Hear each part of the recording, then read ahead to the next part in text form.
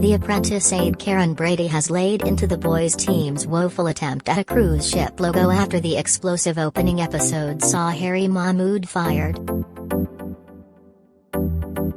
The first episode of Series 16 kicked off with a challenge on a cruise ship on Thursday, with the candidates split into teams and tasked with designing an advertising campaign for a destination cruise.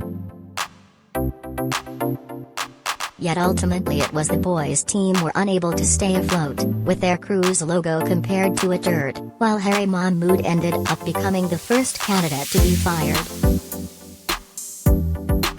Calling the logo an incredible attempt of branding that is probably the worst I've ever seen, the star, 52, said, "The first thing people will learn from the first episode is when designing for a billion-pound cruise ship, don't design a logo that looks like a turd." I was sitting there watching them design it, and they were actually really pleased with it.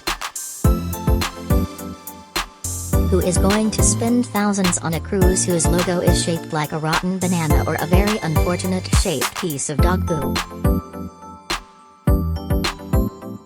Leading the girls all the way to victory was pajama retailer Karren Brady, who came up with the concept Bougie Cruises, a name that didn't particularly go down well as not everyone knew what bougie meant. Their blue logo looked more corporate than fun, according to the industry experts, and new aide Tim Campbell said, "It's not bright enough, not bold enough, it's definitely not bougie." Before getting down to business, Lord Sugar introduced his new aide, Series 1 winner Tim Campbell, who is replacing Claude Littner for a series after he was injured in a knee bike accident.